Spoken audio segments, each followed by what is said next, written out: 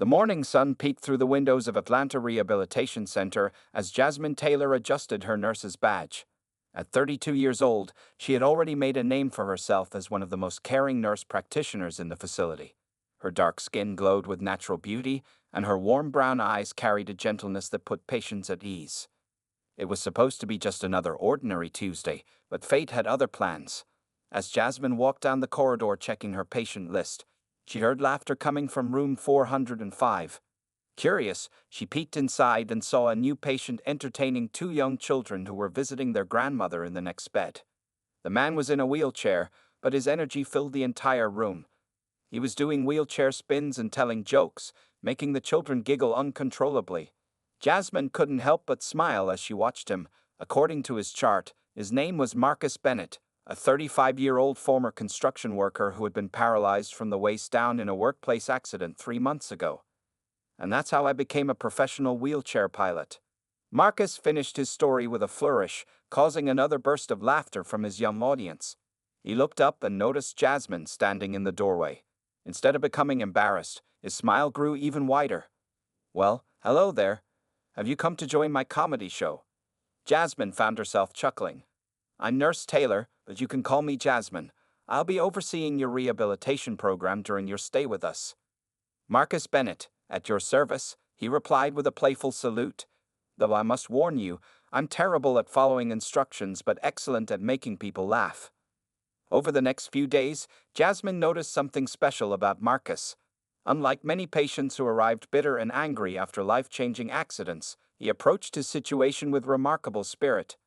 During physical therapy sessions, he would crack jokes even when the exercises were clearly painful. He never complained about the challenges, instead focusing on each small victory. One morning, Jasmine found Marcus in the therapy room, struggling with a particularly difficult exercise.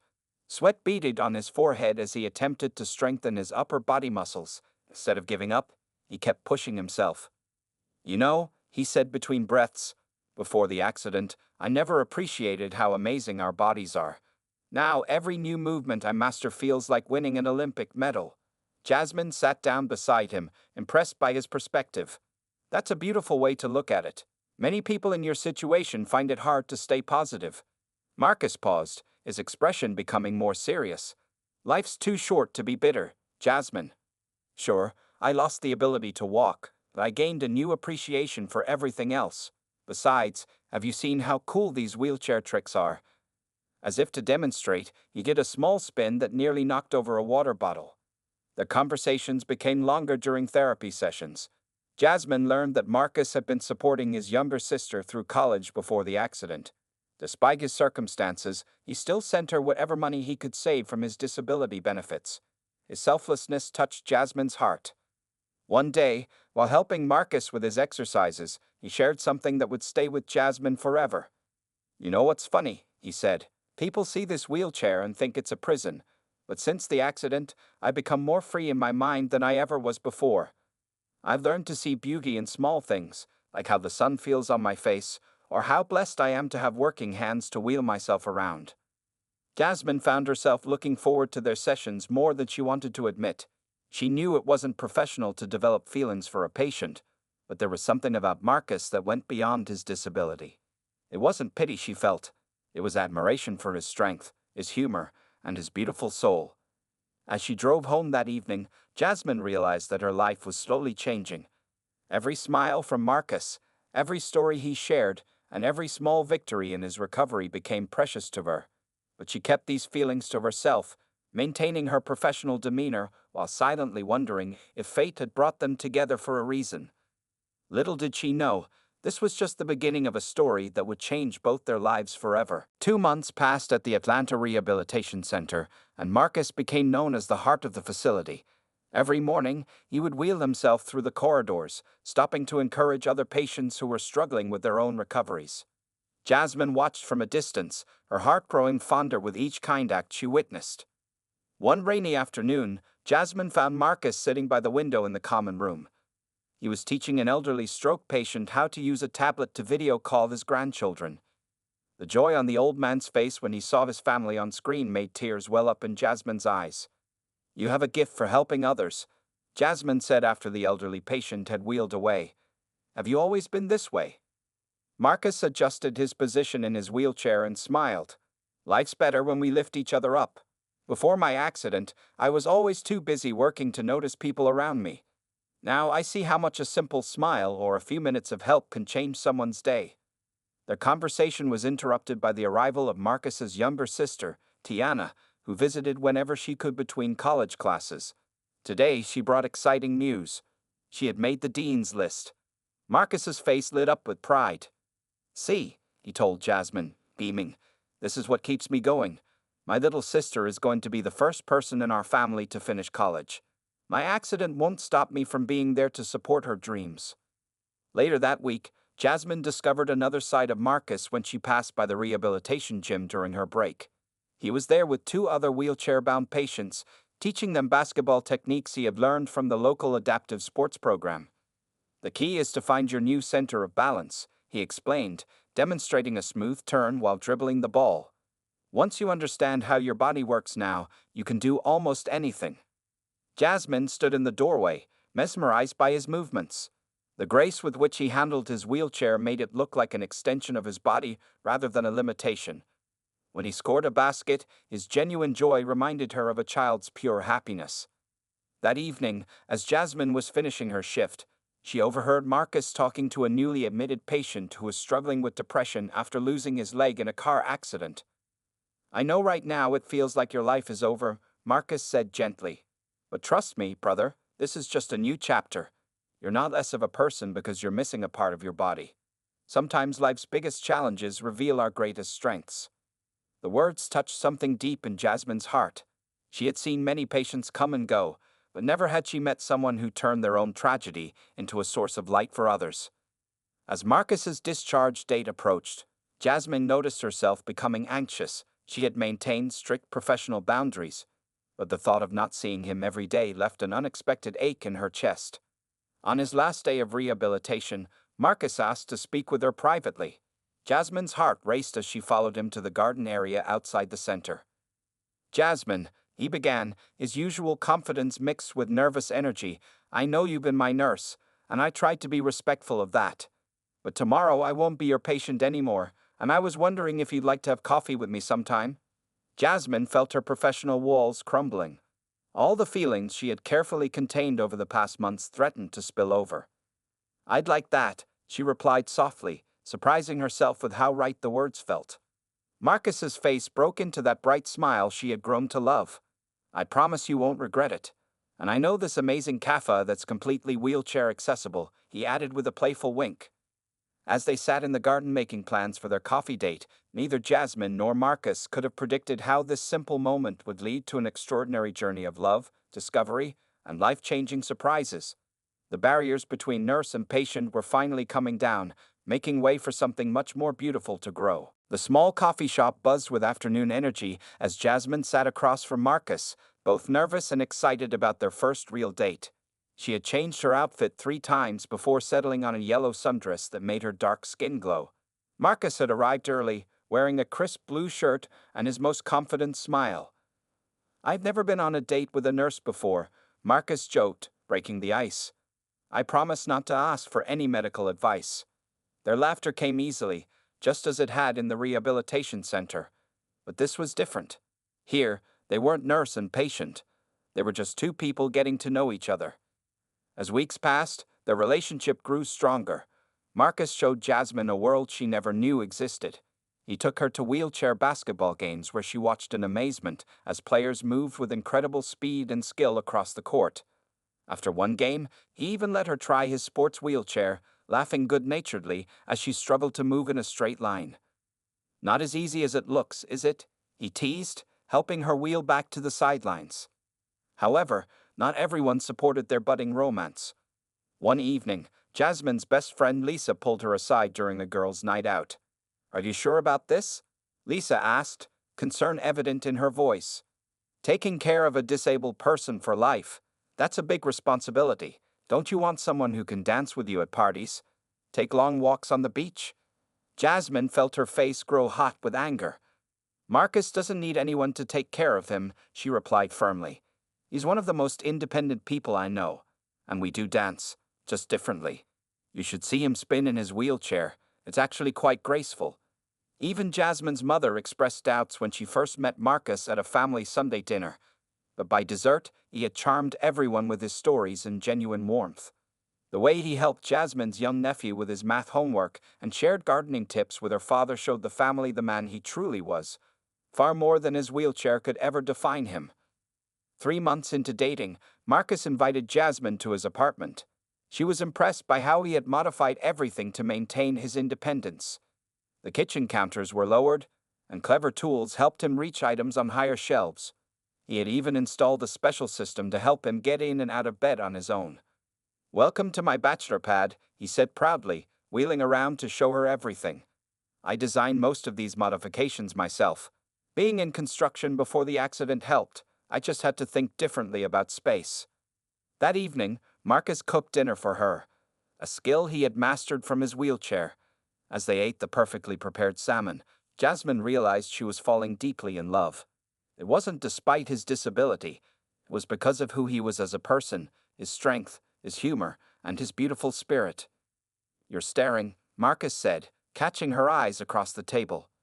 "I'm just thinking about how lucky I am," she replied honestly. Later that night, they had their first real conversation about the future. Marcus spoke openly about his fears and hopes. "I want you to understand what being with me means," he said seriously. "There will be challenges. Some places won't be accessible. Some people will stare. Some days will be harder than others." Jasmine reached across the table and took his hand. "I'm a nurse, remember? I know what I'm choosing. And I choose you, wheelchair, challenges, and all." Marcus's eyes glistened with tears. "You know, before my accident, I dated women who only saw my body, how tall I was, how strong I was. Now I found someone who sees my soul." As they sat together on his adapted couch, watching the city lights twinkle through the window, both felt a deep sense of peace. Their love was different from what either had imagined for themselves, but it was real and powerful. Neither knew about the surprises life had in store for them, but they were ready to face whatever came their way, together. 18 months had passed since that first coffee date, and Marcus knew in his heart that it was time. He had been planning this moment for weeks, working secretly with the staff at the Atlanta Rehabilitation Center where he and Jasmine first met. Today would change their lives forever. Jasmine had no idea what was waiting for her when she arrived for her regular shift that morning. She noticed things seemed a bit different. Patients were smiling more than usual, and her coworkers kept giving her strange looks. Even her supervisor seemed to be hiding a secret behind her professional smile. "Jasmine, could you check on room 405? Her supervisor asked casually. "There's a special patient who needs your assistance." Room 405, the same room where she had first met Marcus. As Jasmine walked down the familiar corridor, her heart skipped a beat when she saw rose petals scattered on the floor. Her hands trembled as she pushed open the door. The room was transformed. Soft music played in the background, and strings of tiny lights twinkled from the ceiling. But what took her breath away was the sight of her former patients, people whose lives she and Marcus had touched over the past year and a half, all lined up in their wheelchairs and with walking aids, each holding a letter. At the far end of the room sat Marcus in his wheelchair, looking handsome in a dark blue suit. As Jasmine walked in, still in her nurse's uniform, the patients raised their letters one by one, spelling out, "Will you marry?" Tears filled Jasmine's eyes as Marcus wheeled forward. In his lap was a small velvet box. "Jasmine Taylor," he began, his voice full of emotion, "18 months ago, in this very room, you showed me that life doesn't end when everything changes. It just begins differently. You saw past my wheelchair and straight into my heart." He took her hand, and she could feel his trembling slightly. "Every day since then, you've shown me what true love means. You don't try to fix me because you know I'm not broken. You don't pity me because you see my strength. You don't focus on what I can't do because you celebrate everything I can do." Marcus opened the velvet box, revealing a beautiful diamond ring. "I may not be able to get down on one knee, but I can promise you my whole heart, my endless love, and a lifetime of adventures together. Will you marry me?" The room fell silent. Jasmine's tears flowed freely now as she looked around at all the familiar faces. Patients she had cared for, people whose recovery journeys she had witnessed, all sharing in this beautiful moment. She turned back to Marcus, her voice filled with joy. Yes, 1,000 times yes. The room erupted in cheers as Marcus slipped the ring onto her finger. From the doorway, more people appeared. Jasmine's family, Marcus's sister Tiana, and more staff members from the center. Everyone had been in on the surprise. Tiana rushed forward to hug them both. I helped him pick the ring, she exclaimed proudly. And I recorded everything. As people gathered around to congratulate them, an elderly patient in a walker made his way to the couple. It was Mr. Johnson, the man Marcus had helped with video calling his grandchildren all those months ago. You two gave me hope, he said, his eyes moist. When I was struggling with my recovery, seeing your love story unfold reminded me that life always has beautiful surprises in store. Marcus pulled Jasmine onto his lap, something they had done many times before, and she wrapped her arms around his neck. I have one more surprise, he whispered in her ear. Look at the ring closely. Jasmine examined the diamond ring and noticed a tiny engraving inside. Where healing hearts meet, room 405. As the celebration continued around them, Jasmine and Marcus remained in their own world for a moment. They had come full circle, back to the room where their story began. But this wasn't an ending. It was the beginning of their greatest adventure yet. Unknown to them both, an even bigger surprise was still waiting in their future, one that would test their love and change their lives in ways they never imagined. The weeks following their engagement were filled with joy and busy wedding preparations. Jasmine and Marcus had decided on a spring wedding, wanting to celebrate their love when Atlanta was in full bloom. They sat at Marcus's kitchen table, surrounded by wedding magazines and color swatches, when the unexpected letter arrived. The envelope looked expensive, with Marcus's name written in elegant handwriting. His hands trembled slightly as he opened it. Recognizing the return address, it was from his father, who had abandoned the family when Marcus was just 10 years old. Dear Marcus, the letter began, I know I have no right to contact you after all these years. Your accident made the news in our hometown, and I've been following your recovery from afar. But that's not why I'm writing. Marcus paused, his face growing serious as he continued reading. His father explained that Marcus's grandfather, a successful real estate developer, had passed away 6 months ago. Before dying, he had changed his will, leaving a substantial portion of his fortune to Marcus, nearly $5 million. I wanted to reach out earlier, the letter continued, but Shane kept me away. Your grandfather never forgave me for abandoning you and your sister. He always said you were the strong one, the one with real character. He was right.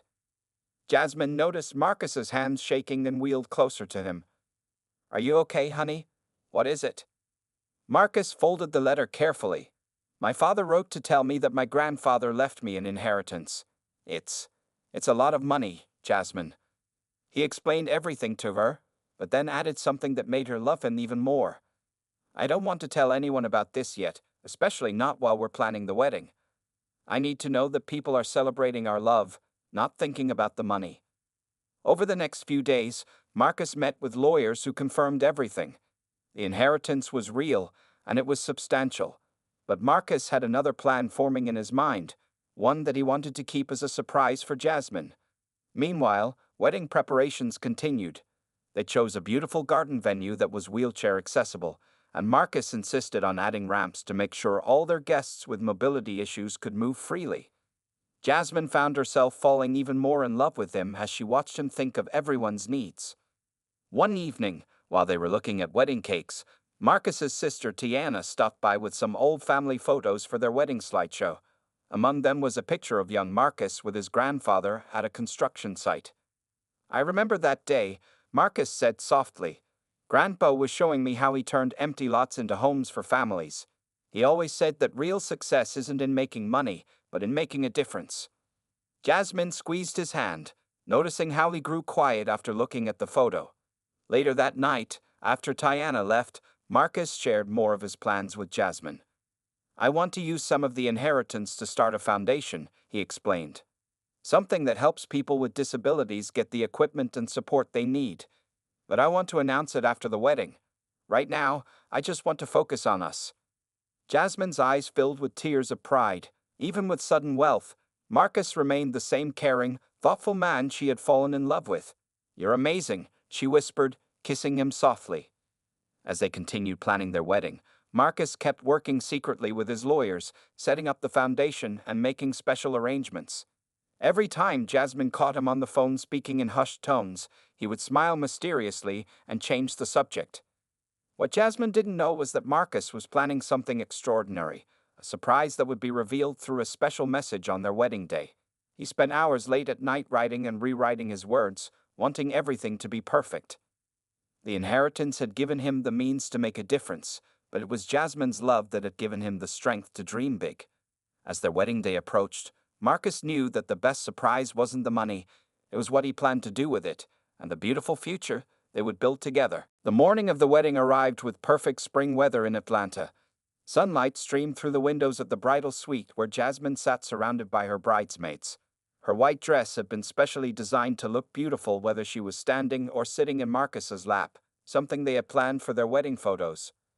"You look like a queen," Tiana said, carefully adjusting Jasmine's veil. As Marcus's sister, and now Jasmine's maid of honor, her eyes were already filling with happy tears.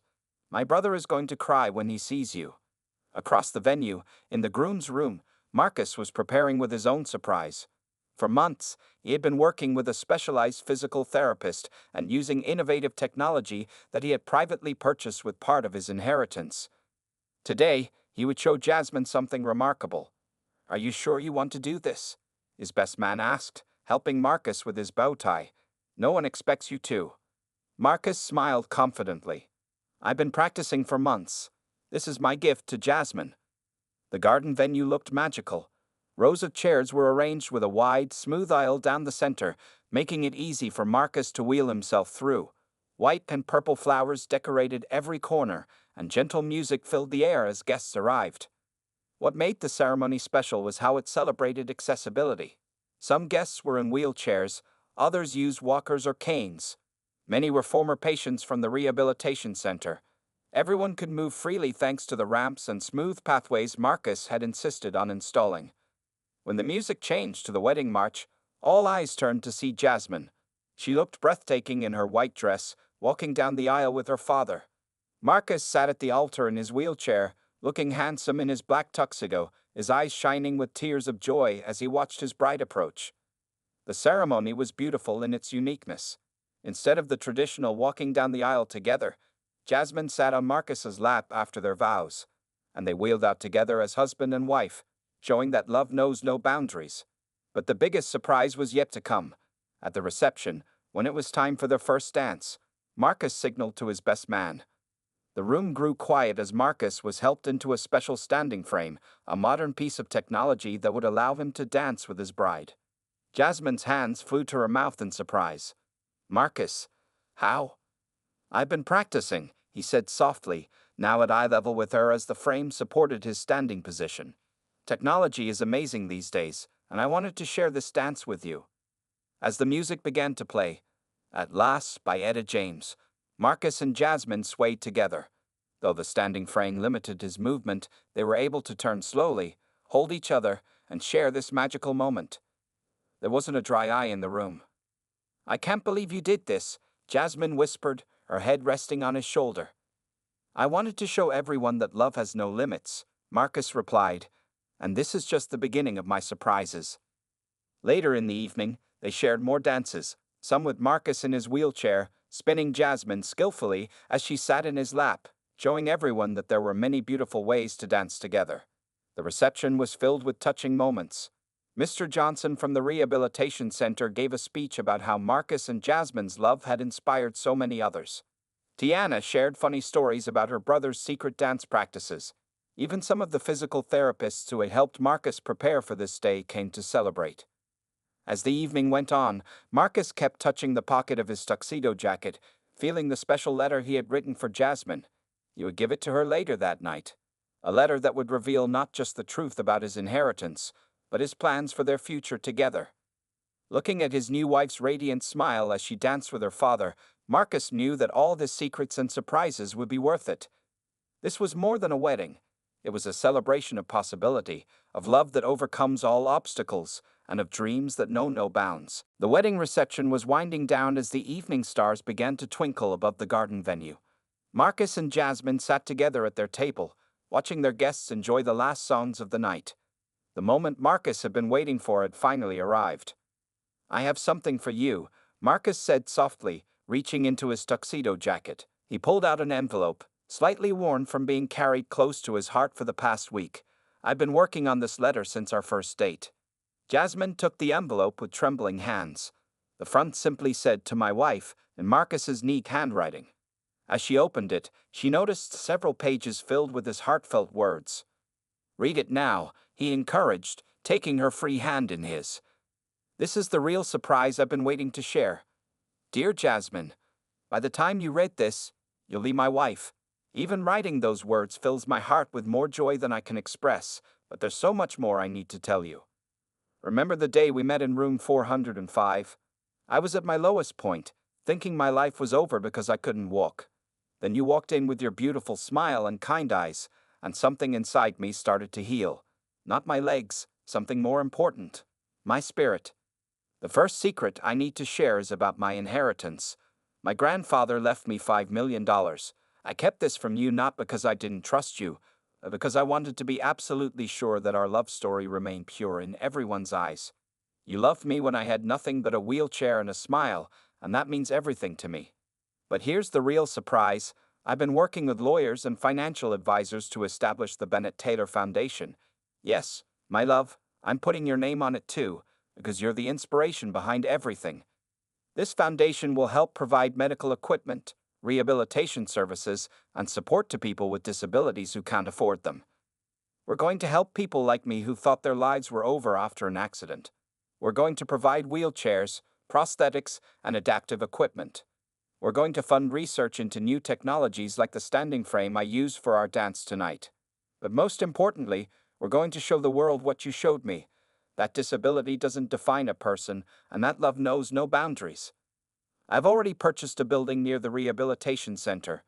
The top floor will be our home, fully accessible, of course, and the lower floors will house the foundation's offices and a state-of-the-art rehabilitation facility where people can receive treatment regardless of their ability to pay. Remember Mr. Johnson, who learned to video call his grandchildren? He's agreed to be on our board of directors, along with several medical professionals and disability rights advocates. Your expertise as a nurse will be invaluable as we grow. But there's one more thing, Jasmine. The most important part of this letter isn't about money or foundations. It's about love. Your love transformed me. You never saw my wheelchair as a barrier. You saw me. You laughed at my jokes, even the bad ones. You celebrated my small victories, and you loved me completely. When I'm with you, I don't feel disabled. I feel whole. I feel strong. I feel loved. Today, as we start our life together, I promise you this. Every day, I will work to be worthy of your love. Every day, I will thank God for bringing you into room 405. And every day, I will love you more than the day before. Forever yours, Marcus. As Jasmine finished reading, tears streamed down her face. Marcus reached up and gently wiped them away. "So, Mrs. Bennett," he said with a tender smile, "are you ready to change the world with me?" Jasmine couldn't speak through her tears. Instead, she leaned down and kissed him, pouring all her love and joy into that one perfect moment. Their guests, noticing the emotional scene, broke into spontaneous applause. "I told you my brother's surprises would be worth waiting for," Tiana said, hugging them both. As they looked out at their friends and family, Jasmine and Marcus knew this was just the beginning. Their love story wasn't just about them anymore. It was about helping others find hope, just as they had found it in each other. 1 year had passed since the wedding day, and the Bennett Taylor Foundation was thriving. The building near the rehabilitation center had been transformed into a modern facility that helped people with disabilities from all walks of life. Jasmine and Marcus worked side by side, their love growing stronger as they watched their dream help more and more people. On a bright morning in their top-floor apartment, Jasmine stood at the window, watching people enter the foundation building below. Some came in wheelchairs, others with prosthetic limbs or walking aids. Each person who entered had a story, and each one left with hope. "They're here for the new children's program," Marcus said, wheeling up beside her. He had just finished a morning meeting with their board of directors. The foundation was launching a special initiative to provide custom wheelchairs and adaptive equipment for children from low-income families. "Do you remember Thomas?" Jasmine asked, turning to her husband. The 7-year-old boy who got his first wheelchair from us last month? Marcus smiled broadly. How could I forget? That kid did more wheelies in his first hour than I learned in my first month. Their conversation was interrupted by Tiana bursting through the door, waving a newspaper. She now worked as the Foundation's public relations director, having graduated from college with honors. You're in the Atlanta Daily, she exclaimed. They did a whole feature on the Foundation and your love story. The article praised the Bennett Taylor Foundation for its innovative approach to disability support. It highlighted how Marcus and Jasmine's personal experience had shaped their mission to help others. The story included pictures of their wedding day, including the memorable moment of their standing dance. As they read the article together, Jasmine suddenly felt dizzy. She had been feeling unusual for the past few weeks, but hadn't wanted to worry Marcus. This time, though, she couldn't hide it. Honey, are you okay? Marcus asked, noticing her pale face. I think we need to go to the doctor, Jasmine said softly. I've been meaning to tell you something. 2 hours later, they sat in their doctor's office, holding hands as they received the news that would change their lives once again. Jasmine was pregnant. They were going to have a baby. But that's not all, the doctor said, smiling. The ultrasound shows twins. Marcus's eyes filled with tears of joy. He had always wanted children but had worried about his ability to be an active father from his wheelchair. Now, looking at Jasmine's radiant face, he knew they would figure it out together, just as they had everything else. That evening, they held a small gathering in their apartment to share the news. Mr. Johnson, who had become like a grandfather to them, raised his glass in a toast. To the 2 people who showed us that love has no limitations, and now to the 2 little ones who will grow up knowing that anything is possible. As their friends and family celebrated around them, Marcus pulled Jasmine onto his lap, placing his hand gently on her stomach. Are you scared? He asked softly. A little, she admitted. But we've handled everything else together. We'll handle this too. Our children will have something special, Marcus said thoughtfully.